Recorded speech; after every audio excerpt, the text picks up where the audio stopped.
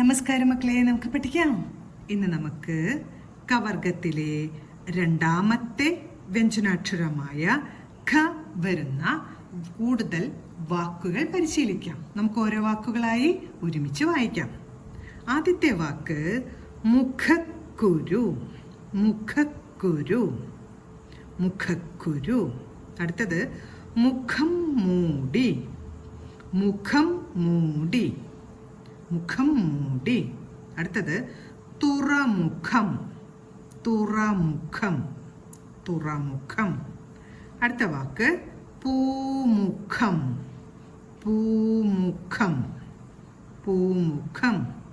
അടുത്ത വാക്ക് ശംഖ് പുഷ്പം. ശംഖ് പുഷ്പം, ശംഖ് പുഷ്പം. അടുത്ത വാക്ക് പ്രമുഖൻ. പ്രമുഖൻ, പ്രമുഖൻ. അടുത്ത വാക്ക് മുഖ്യൻ. മുഖ്യൻ, മുഖ്യൻ, മുഖ്യൻ. അടുത്ത വാക്ക് ലേഖകൻ.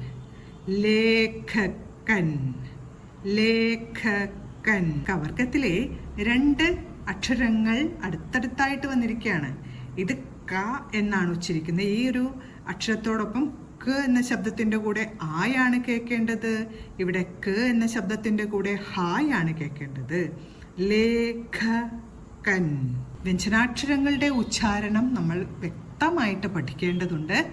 അതല്ലെങ്കിൽ വാക്കുകൾ കേൾക്കുമ്പോൾ വ്യഞ്ജനാക്ഷരങ്ങൾ പലതും തെറ്റിപ്പോവാനുള്ള സാധ്യതയുണ്ട്. വ്യഞ്ജനാക്ഷരങ്ങളുടെ ഉച്ചാരണം ശ്രദ്ധിച്ച് പഠിക്കണം. ലേഖകൻ. അടുത്തത് അഖിലം. അഖിലം. അടുത്ത വാക്ക് ശിഖരം. ശിഖരം.